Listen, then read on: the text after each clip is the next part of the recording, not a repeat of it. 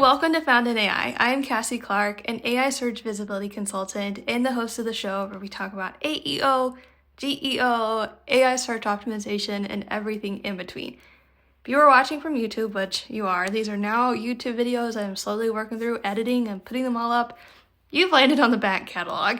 The full episode with the intro and the outro lives on Spotify or Apple Podcasts or wherever you get your podcasts, and it'll be linked in the description below. But the conversation, like the real meat of what we were talking about, that's all right here.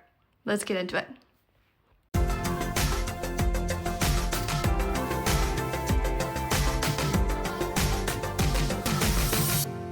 Since last time you and I talked, you kind of pushed back on the whole SEO is dead theory.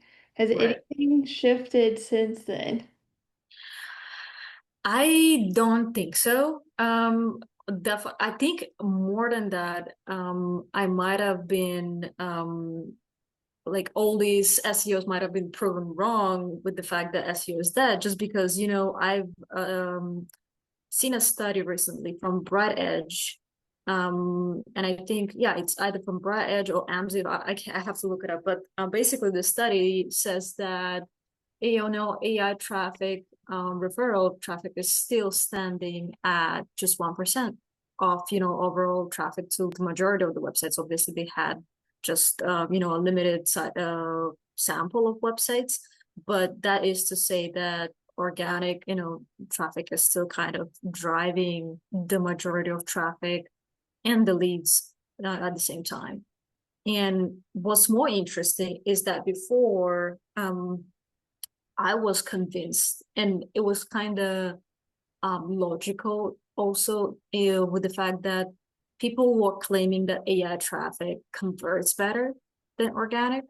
But again, the same study, or actually the study from OMZIV, what they found is that statistically, it's not really true. In fact, they convert about pretty much the same, around 4.5%. And that was interesting because I was, assuming that AI traffic will convert better because, people kind of vet you before they land on your website. They kind of make their decisions before landing on a website. They would come a bit more prepared to convert. But statistically, that's not true. So I would say SEO is still pretty much, strong, going strong. So definitely it is the foundation still. Which is interesting and like why I started this podcast because it seems like everything changes with the wind. And so I had heard too from a bunch of experts that those that are coming to your website, and I mean, I even thought this, those coming through your website through ChatGPT or whatever AI search engine that you're using are more qualified and ready to make the purchase. So that's Mm-hmm. interesting. Yeah, I was surprised. Maybe it's going to change in the future again, and maybe that's going to prove true as AI traffic kind of picks up the momentum, and then actually shows when it's going to be at the same level as organic traffic. Maybe that's when we can compare, but at the moment, it's the same. Yeah, I wonder how that changes things for other marketers. Like, do we keep trucking ahead with our current strategy and thinking like, hey, those that are coming here probably more qualified, or do we go back to whole our tactics before AI search became a term everyone's been trying to figure out? Yeah, it's uh it's a mixed bag, definitely. A lot of people kind of don't know, what to do, whether the question is like, do I do SEO or do I do AI SEO? Do I do both at the same time? And I stick to doing both. Like, I think at the moment, any SEO strategy should just come with SEO search landscape in mind. So you can't just exist in a vacuum. So I think it should be a bit of both. Yeah, I think you're right. I do think you're right. So you made a LinkedIn post this morning where you talked about GEO metrics. Like of Right. those five, and I want to get into each one, but of those five that you listed, which one do you think is going to emerge as the number one metric that most companies need to keep track of? I think it might the easiest to track at the moment will be the AI traffic, I think, just because it kind of feels familiar with organic traffic. You already know what it is, you know how to track it. It's pretty easy to set it up.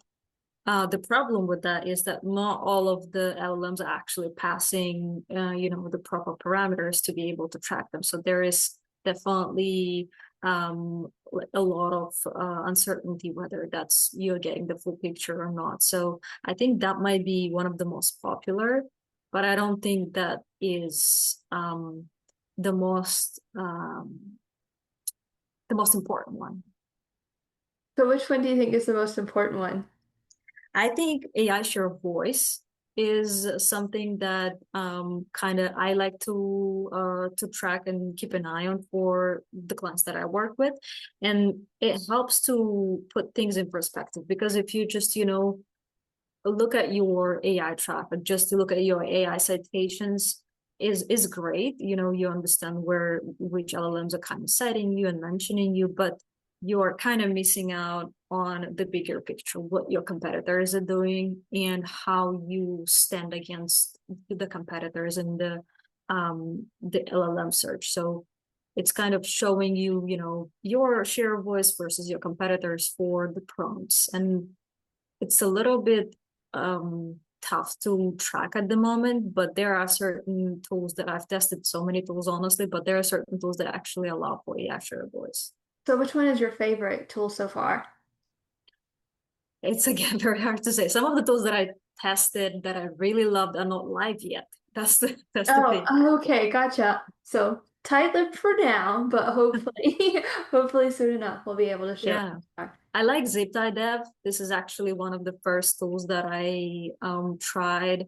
And I really like it because it shows your AI share of voice and shows the competitors, and it breaks it down by citations and domain mentions. So citations is when, LLM is just citing your brand versus domain mentions when they actually link to your website, which is pretty cool to see as well.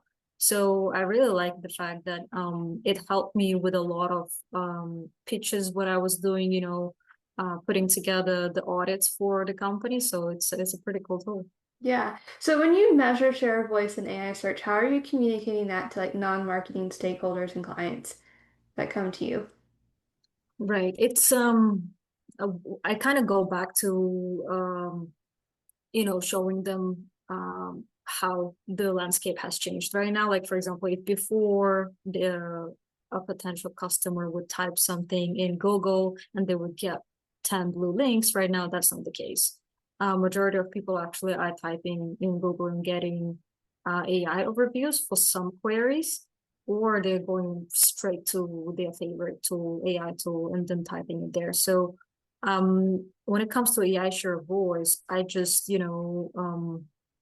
I kind of put it in front of them as how many times you come up versus your competitors and how much of that real estate they take in the LLMs versus your brand. And usually it's also very hard right now to measure because another interesting thing is the fact that if you put the same prompt in ChatGPT 3 different times, you will get 3 different answers.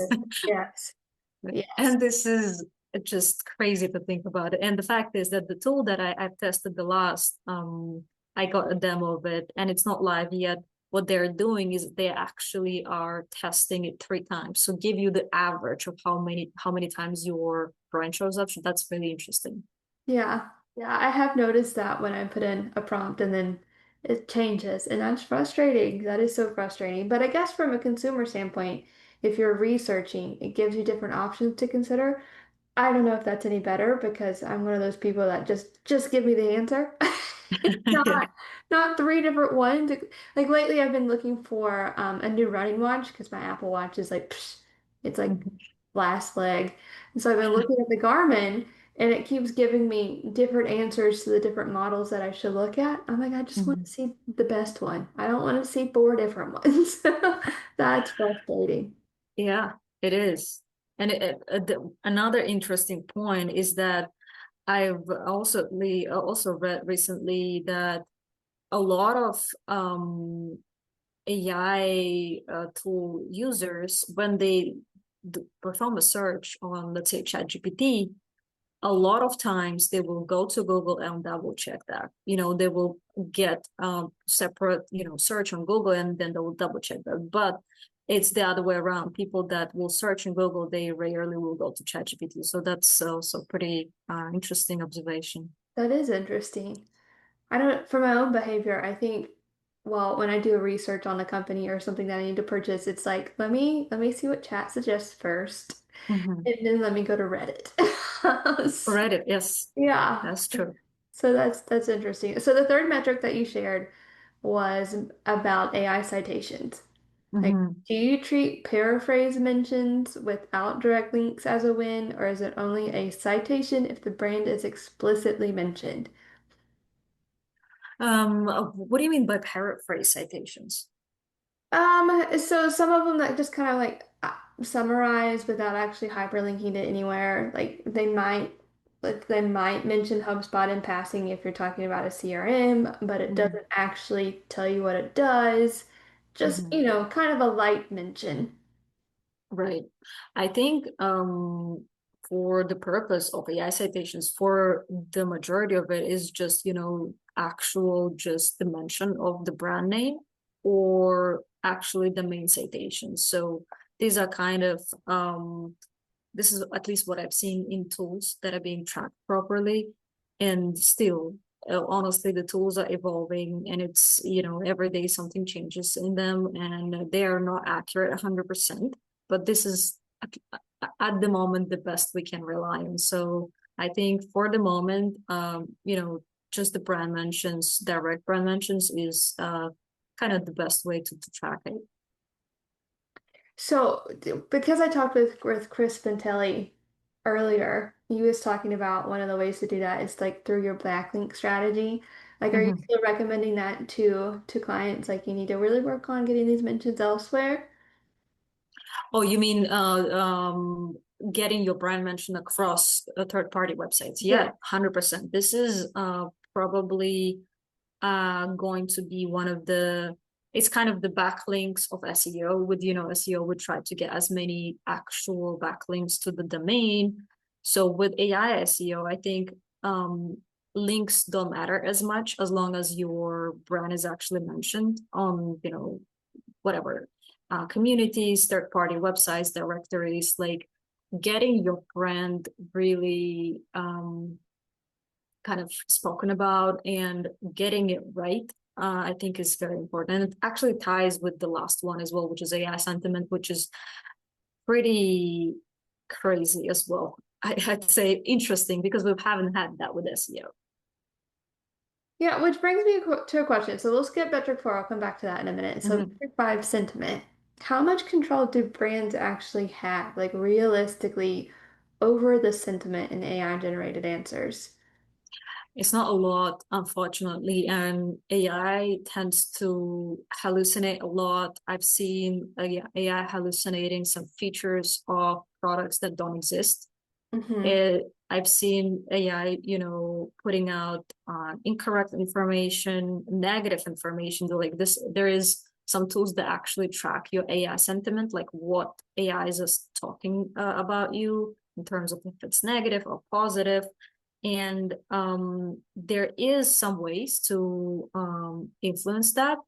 I think one of the ways I deal with the AI sentiment right now is I push all the clients to have as much clear information about their products, have product pages, make sure that you highlight all your benefits, who you work with, who you work for. So basically make it as clear as possible. And it's not only beneficial for AI SEO, but also for traditional SEO. And then, making sure that you also syndicate that information across different directories. So sometimes directories have outdated information or plainly incorrect. So, reach out to directories or, the software aggregators, make them correct that information. And another big one is negative reviews. If you have some negative reviews, you have to address them. This is a very big one because for local services, for local businesses, this is very important. That's why Google My Business Profile is also actually getting pulled into AI overviews right now. So working on your GBP is another big one, having it properly set up, completely filled out and up to date is important. Yeah, yeah. I mean, just going back to thinking about Reddit, like I've seen a couple of brands like really take a hit because everyone kind of dog piles on it when it's Oh yeah. something's not great. So that does seem like it's kind of hard to control. If that were to happen, like what would you tell a brand to do? Like especially if it's like on Reddit where everyone's talking. Yeah, I think Reddit is kind of a very rough, honest, brutal community that just they don't tolerate anything, related to self-promotion, things like that. So brands definitely need to be very careful when it comes to self-promotion. If there are certain things that you don't like, on Reddit, I think the best thing the brands can do, obviously you can't take it down. The threads are impossible to take down, especially if they're truthful. Perhaps if it's, not truthful and it's, hurting your image, then there's ways to deal with that. But if it's, just some negative experience, I would suggest brands reaching out to that user and, just trying to make it right by that user, either compensating them, like doing anything in their power to have that user take the post down. And maybe that's how they deal with that, because it's an analogy with how you would deal with a negative review on Yelp or, on GBP, the same thing. Yeah. Yeah, and I mean anywhere that negativity is, it seems like it could really influence what AI is talking about, especially with how customers are feeling about your brand. Yes, Yeah, so 100%. customer service is going to play a huge part in all of this. Yeah. This Yeah. is Reddit, honestly, like one of the most cited um, domains on ChatGPT. So definitely Reddit. I've actually seen people have like Reddit marketing strategies. I don't know how feasible they are because it's very tough to do any kind of promotion on Reddit. So I just downloaded a guide to Reddit marketing a couple of days ago, but haven't had the chance to read through it. But I'm very curious. Yeah, I've seen a couple of those too. And then I've seen a couple marketers immediately after like trying something like, ah, I just got banned. I'm like, yes, because the rules and Yes, they're all different. Whatever been subreddit there. is different. So let's go back to metric four, which was Mhm. AI traffic leads. Are you seeing Mhm. any patterns in like the kinds of content that actually drives conversion from AI driven traffic? Yeah, I think with AI leads, it's the content that drives them the most is the content that is kind of bottom of funnel content. And that's why I try to push clients towards creating that content, like, for example, XYZ versus the competitor, or XYZ, like your competitor alternative. And these ones are usually people typing in this kind of prompts when they are already in that they are past the awareness stage, the interest stage. Now they're already evaluating their options. So if you happen to have that piece of content sitting on your website and you present your brand in a better light versus that would be a competitor, presenting that. So this is one of the things that works pretty good, and like integration pages as well. And I think it's the same things we're working in SEO, but right now more than anything, I think they are also showing up in AI search engines. So when we talk about these direct competitor comparisons, we are talking about absolute direct competitors and not like a stretch, right? I ask this because I've worked with a couple different brands and like they'll ask me, hey, do a comparison on this. And like some of the tools that they're trying to compete with are not a bit related. So I wonder how that plays in. It's I think it depends on a brand, and some brands compete with direct competitors, but some brands, for example, they compete with against Excel sheets or something like that, and something that is or even on paper or something like that. And I think um I've what I've heard as a kind of objection towards this is that I don't want to give any promotion to my competitor? What if a potential client will come to my website and they already almost want my solution, and then they realize, oh, there is this alternative. Right. But it's the way you create this page. You make it almost a no-brainer for them that your solution is much better. Like, you definitely have much more. Obviously, it has to be factual. This is what I always advise. It has to be factual. Definitely don't talk in a negative light about your competitor, because that's going to come back to you. But just kind of, sing songs about your brand, and this is the way to deal with that. I've also heard those objections when I suggest that to other brands. Like, you really need those competitor pages, but we don't want to advertise. I get it, Exactly. but you still need it. So, of these five metrics, do you think eventually GEO success metrics will eventually standardize like SEO did, or will they kind of stay fragmented? I know that's like look into your crystal ball and tell me what you see. I personally think even the SEO metrics weren't really that much standardized. I mean, everybody was tracking, very kind of traffic, leads, and the rankings.